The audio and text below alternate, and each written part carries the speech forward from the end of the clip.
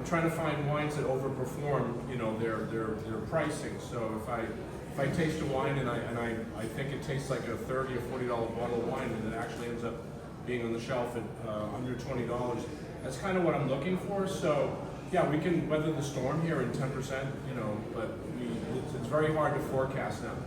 And so, you know, a number of our suppliers, we can chip away a little bit with them and say, hey, can you help support us? Because, you know, America is very, very important to the French wine producers at this stage of the game, because, you know, China really took a hit for them.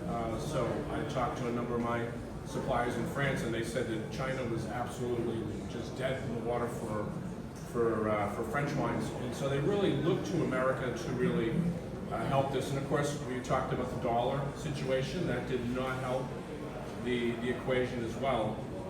I'm in the Bordeaux business, so 2024 vintage is now, you know, we're involved with the campaign. When I talk about Grand Cru Class A, you know, it wasn't a great year, but the prices came down close to 30% on Chateau Lafite and Cheval Blanc, which was quite a dramatic drop in the marketplace.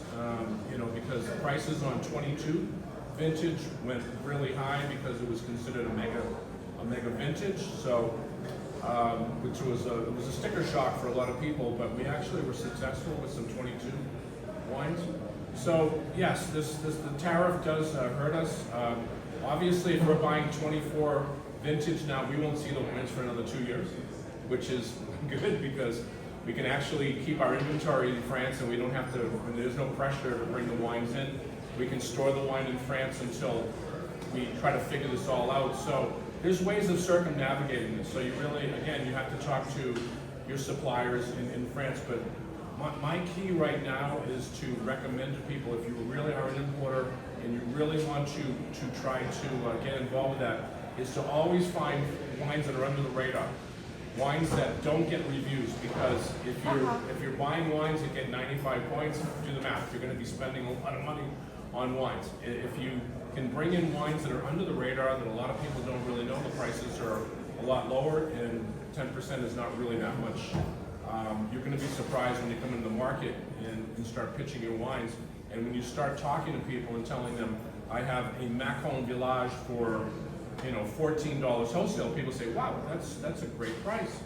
So there is ways to be competitive in a very, very difficult market, but you have to be sort of adventurous, and you have to be, you know, maybe where everybody's going right, you kind of have to go left a little bit, because, you know, I found a wine in a region called Perigord, which nobody really had those wines, but it's Sauvignon Blanc based wines. Sauvignon Blanc was like on the march, right? Everybody's buying Sancerre, but the prices on Sancerre went so high that people kind of got out of that, and they said, okay, I need to trend down and find something a little lower in price, because, you know, $35 for Sancerre is expensive.